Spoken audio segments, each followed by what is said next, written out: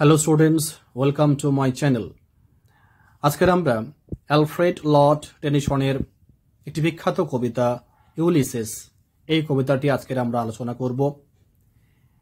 কবিতার বিষয়বস্তুতে প্রবেশ করার আগে আমরা সবার প্রথম জেনে নেব অ্যালফ্রেড লর্ড টেনিসন সম্পর্কে। তারপরে জানব ইউলিসিস কবিতার ব্যাকগ্রাউন্ড সম্পর্কে। চলো আমরা সবার প্রথমেই জানি অ্যালফ্রেড লর্ড টেনিসন সম্পর্কে। অ্যালফ্রেড টেনিসন একজন ইংলিশ পোয়েট, ইংরেজ কবি। জন্ম হয়েছিল 1809 সালে 6 আগস্ট সমার্সওয়াই, ইংল্যান্ডে। মৃত্যু 6 অক্টোবর 1892 সাল। ইংল্যান্ডেই মৃত্যু হয়েছিল, জন্ম যেখানে হয়েছিল এবং মৃত্যু সেখানে হয়েছিল। 19তম শতকের অন্যতম শ্রেষ্ঠ ব্রিটিশ কবি, যিনি ভিক্টোরিয়ান ইরার সবচেয়ে গুরুত্বপূর্ণ সাহিত্যিক ব্যক্তিত্বদের মধ্যে একজন, অর্থাৎ ভিক্টোরিয়ান যুগের কবি। Poet laureate of the United kingdom, অর্থাৎ তিনি ব্রিটেনের রাজকীয় কবির পদে অধিষ্ঠিত ছিলেন। টেনিসনের বিখ্যাত কিছু কবিতা ও গ্রন্থ, সবথেকে বিখ্যাত ইউলিসিস, যেটা প্রকাশিত হয়েছিল 1842 সালে। এই কবিতায় ইউলিসিস এর জীবনী এখানে তুলে ধরা হয়েছে। নেক্সট যে বিখ্যাত কবিতা ইন মেমোরিয়াম, এটা তার বন্ধু আর্থার হেনরি হেলাম এর মৃত্যু নিয়ে লেখা।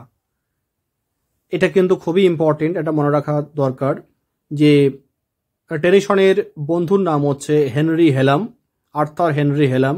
আর্থার হেনরি হেলামের মৃত্যুর পরে তাকে নিয়ে লেখা হয়েছিল ইন মেমোরিয়াম, এটা প্রকাশিত হয়েছিল 1850 সালে। আরও কয়েকটি বিখ্যাত কাজের মধ্যে the church of the light brigade 1854 সালে প্রকাশিত হয়েছিল। এটা ক্রিমিয়ান ওয়ারের একটি ঐতিহাসিক যুদ্ধ নিয়ে রচিত। দ্য লেডি অফ স্যালট, এটা আর্থুরিয়ান কিংবদন্তির উপর ভিত্তি করে লেখা। আর একটি হচ্ছে idylls of the king, king Arthur ও তার রাজত্ব নিয়ে লেখা মহাকাব্য। টেনিসনের ব্যক্তিগত জীবন। টেনিসনের ঘনিষ্ঠ বন্ধু আর্থার হেনরি হেলাম, যিনি 1833 সালে মারা যান। তার মৃত্যু টেনিসনের কবিতার উপরে গভীর প্রভাব ফেলে। 1850 সালে এমিলি সেলউডকে তিনি বিয়ে করেন। 1884 সালে তিনি ব্যারন টেনিসন উপাধি লাভ করেন। এখন আমরা এই ইউলিসিস কবিতার ব্যাকগ্রাউন্ড সম্পর্কে আলোচনা করব।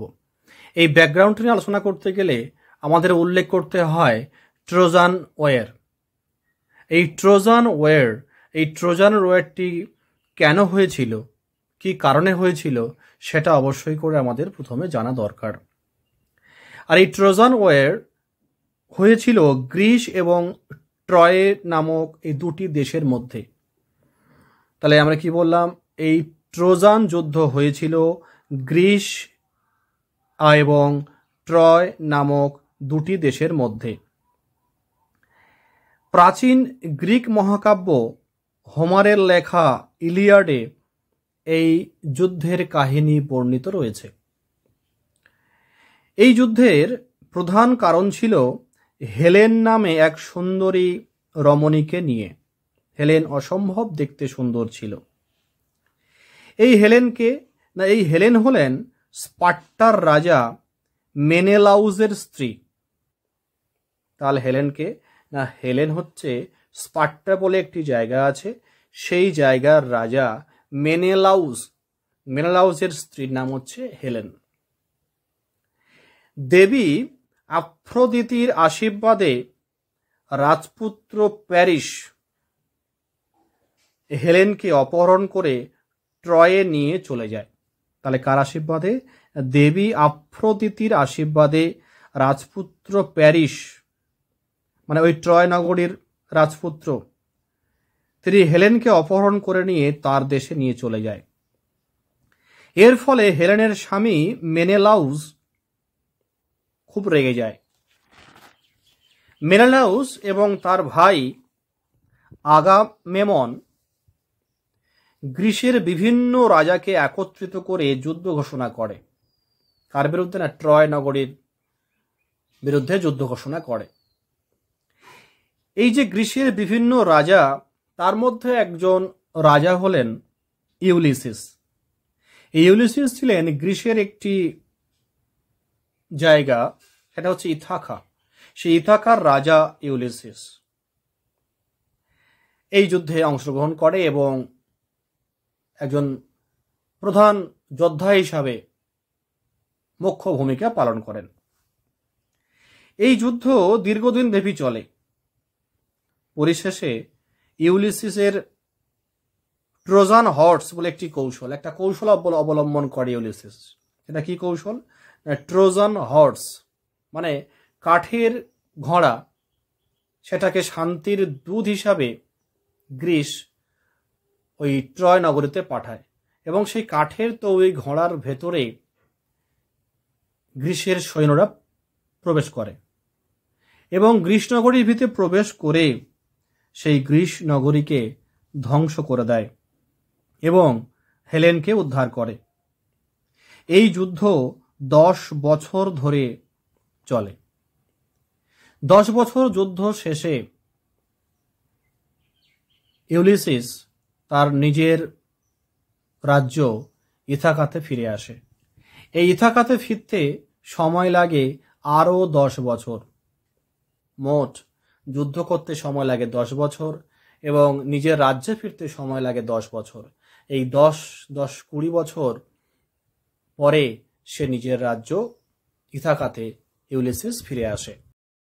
এখন এই কবিতার উৎস সম্পর্কে আমরা জানবো, বা এই কবিতাটি কোথা থেকে নেওয়া হয়েছে সেই বিষয়ে আমরা কিছু তথ্য জানবো, যেগুলো আমাদের পরীক্ষায় আসার সম্ভাবনা খুবই বেশি। দেখো, বলা হয়েছে লর্ড আর্টফিল্ড টেনিসনের লেখা ইউলিসিস কবিতাটি 1833 সালে লেখা হয় এবং 1842 সালে এই কবিতাটি পাবলিশড হয় বা প্রকাশিত হয়। এই কবিতাটিকে আমরা বলতে পারি ড্রামাটিক মনোলগ। কেন বললাম ড্রামাটিক মনোলগ? না, এই কবিতায় একজন মাত্র স্পিকার আর বাকি সব লিসেনার্স, মানে একজন বক্তা আর বাকি সব শ্রোতা, সেই জন্য আমরা বলতে পারি এটাকে ড্রামাটিক মনোলগ। আচ্ছা, যেখানে গ্রিক বীর ইউলিসিস, ব্যাখ্যাটা দেখো ওডেসিয়াস, মানে যাকে ইউলিসিস বলা হয় তাকেই ওডিসিয়াস বলা হয়। তো এই ইউলিসিস বৃদ্ধ বয়সে নিজের নিষ্ক্রিয় জীবনে আটকে পড়া অনুভব করেন এবং নতুন অভিযানে বেরোনোর আকাঙ্ক্ষা প্রকাশ করেন। মানে ইউলিসিস এই যে দীর্ঘ 20 বছর পরে যখন সে তার নিজের রাজ্যে ইথাকাতে ফিরে আসে এবং তখন দেখে যে তার রাজ্যে অনেক কিছু পরিবর্তন ঘটে গেছে। দীর্ঘ 20 বছর পরে যখন সেখানে ফেরে তখন অনেক অল্প বয়স্ক ছেলে মেয়ে তারা বড় হয়েছে, তাদের বয়স 18-19-20 বছর হয়ে গেছে। তারা এই রাজাকে সেইভাবে চেনে না, সম্মানও করে না। তাছাড়া তারা প্রত্যেকে প্রায় অলস হয়ে গেছে, তারা কর্মঠ নয়। এই সমস্ত দেখে রাজা ইউলিসিস নিজেকে আর স্থির রাখতে পারেনি। বৃদ্ধ বয়সেও ইউলিসিস চাইছে যে আমি জীবনটা আকণ্ঠ উপভোগ করতে চাই এবং সারা জীবন মৃত্যুর আগে পর্যন্ত আমি জ্ঞান আরোহণ করতে চাই। এই বিষয়গুলো আমরা যখন কবিতা পড়ব তখন সেগুলো আমরা লক্ষ্য করতে পারবো। কবিতার যে মূল অনুপ্রেরণা, এখানে টেনিসন যে এই ইউলিসিস কবিতাটি লিখেছেন, তাহলে এই লেখার পেছনে তার যে ইন্সপিরেশন, তার যে অনুপ্রেরণা তিনি পেয়েছেন কোথা থেকে? তিনি মূলত পেয়েছেন হোমারের সেই বিখ্যাত মহাকাব্য ওডেসি। সেই ওডেসিতে এই ওডেসিয়াস নামে একটি ক্যারেক্টার ছিল। যে ওডেসিয়াস সেটা গ্রিক নেম ওডেসিয়াস, তার নামকরণ করা হয়েছে ইউলিসিস। সেখানে এই 20 বছরের দীর্ঘ যাত্রার কাহিনী বলা হয়েছে এবং সেখানেও ট্রোজান ওয়ারের কথা বলা হয়েছে এবং সেখানে ইথাকা রাজ্যটির কথাও কিন্তু বলা হয়েছে। অর্থাৎ এখান থেকেই একটা ইন্সপিরেশন নিয়ে আমাদের হচ্ছে লর্ড টেনিসন এই কবিতাটির লিখতে পারেন। শুধু তাই নয়, ইতালির কবি দান্তে, তার একটি বিখ্যাত লেখা রয়েছে ডিভাইন কমেডি। সেখানে ইনফার্নো বলে একটি অংশ আছে।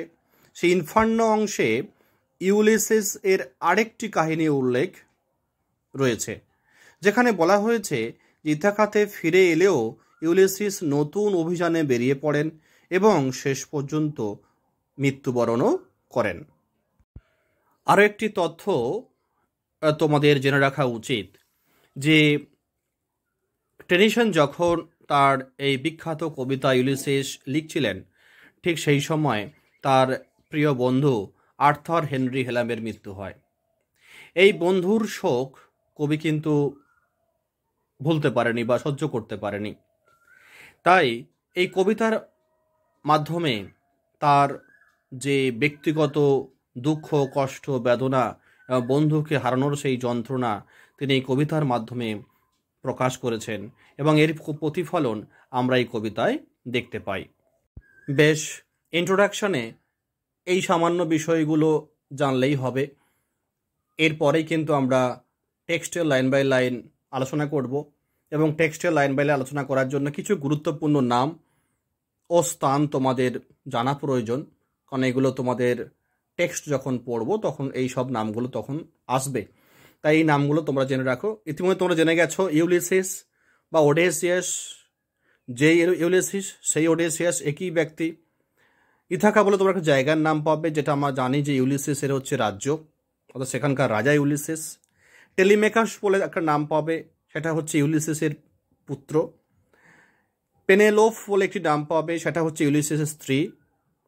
হোমার এই ওডেসি মহাকাব্যের রচয়িতা। দান্তে পাবো, দান্তের ইনফার্নোর রচয়িতা এই দান্তে। আর একটা যুদ্ধের একটা কথা জানবো, ট্রোজান ওয়ার, অলরেডি এই বিষয় নিয়ে আমি বিস্তারিত আলোচনা করেছি। আর আর্থার হেনরি হেলাম কিছুক্ষণ আগেই আমরা জেনেছি যে টেনিসনের খুব ঘনিষ্ঠ বন্ধু। এই জিনিসগুলো তোমরা জেনে রাখো এবং পরবর্তী ভিডিওতে আমরা, অর্থাৎ পার্ট 2 ভিডিওতে টেক্সটের লাইন বাই লাইন আমরা আলোচনা করব।